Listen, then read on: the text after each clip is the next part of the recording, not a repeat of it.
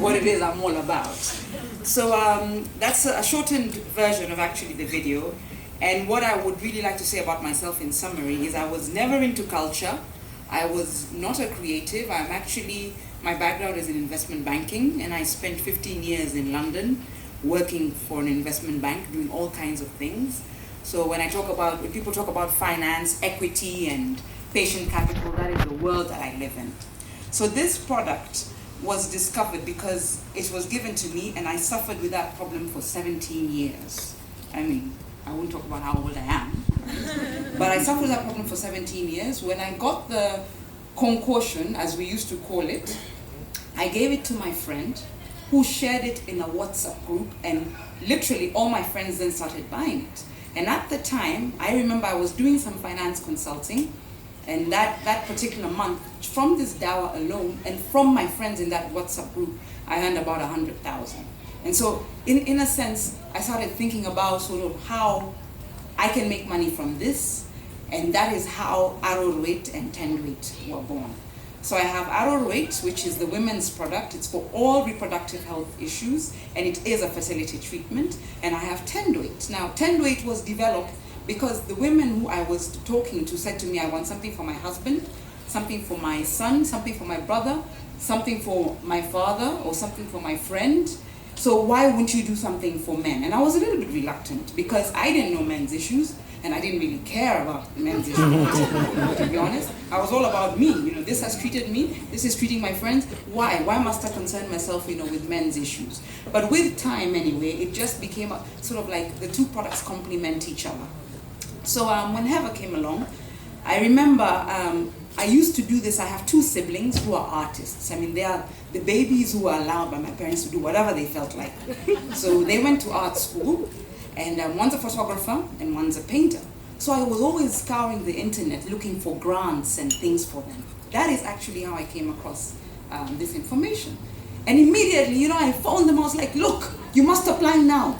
There's money, there's like 3 million shillings you can get. You can do this, you can do this, you can do this. I had ideas. I was like, I'll apply for you, because I was like, oh, you don't feel like applying? You're a bit tired, you're a bit jaded. I said, no problem, I'll do the work. You can give me a commission. And I could see all these people are not so interested, So as I walked downstairs, by the time it was like 8 o'clock when I spoke to my two sisters, I got downstairs at 9, and I just started thinking, culture.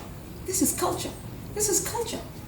So between 9 and 10, I applied for that grant. I was done. By the time I spoke to them again, I had applied. So I was going on saying, oh, I've applied. You didn't apply, I applied. And I was so like, it just was the right thing for me at the right moment. And that is how my career as a cultural entrepreneur was born, And the funny thing is that people started to respond to me very positively around culture. People said, oh, you're an artist. And I was like, yeah, I'm an artist. Even now I changed the way I dress. I go to the supermarket in sandals because I'm an artist. No need to dress in suits anymore. The other day I gave away all my suits. I'm like, I have a new identity. I'm an artist. I'm a creative and cultural entrepreneur. So I dropped all the other identity. I don't tell people I was an investment banker. Now what I bring to this kind of thing, which I think a lot of creative and cultural businesses are missing, is the business side, because I was very aggressive in my past career.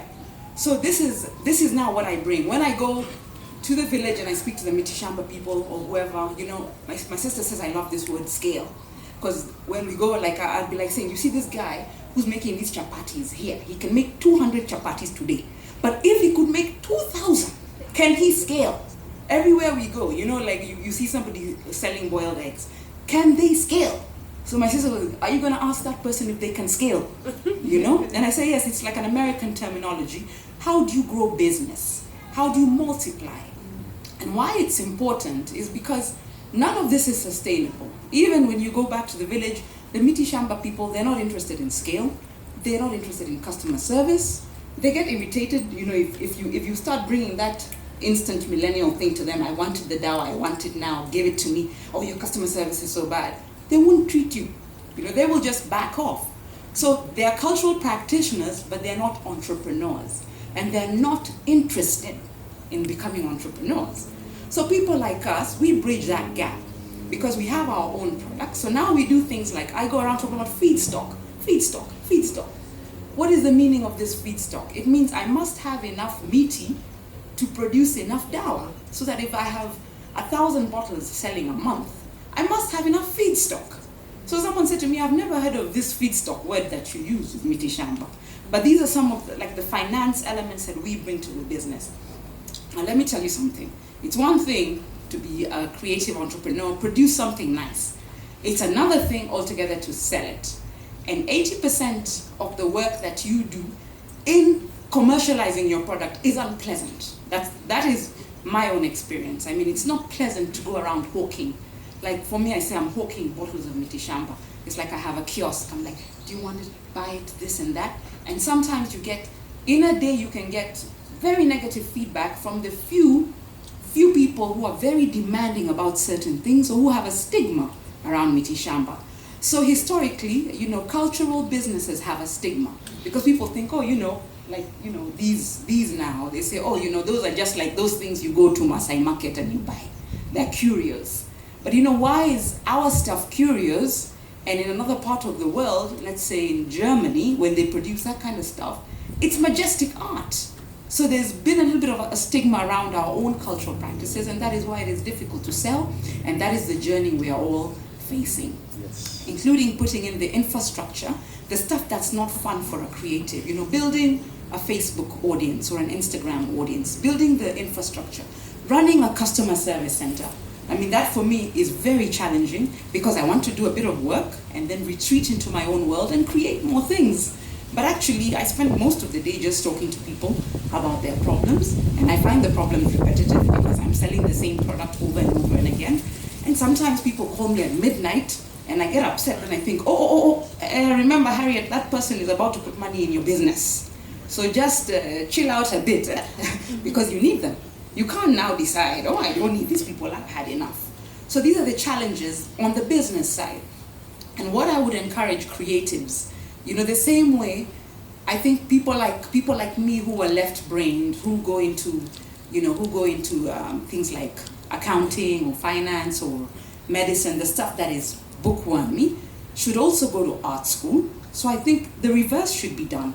Creatives should also go to business school. And really that is how you can grow your business, how you can strengthen what you do. And money is important because I have a friend who's an artist who's like, I'll just give you because right now I'm not focused on the money. You always hear artists and creatives talking like that. I'm not really focused on money. I'm focused on the money. Right? I'm all about the money. Show me the money. I never, because I used to think it's like a bit of a shame. I have this product and it's my hobby. It's no longer my hobby. I want to make a lot of money with it. And once I was at peace with that, then my business started to grow. And I hope, we can talk a little bit more. I don't want to take up too much time.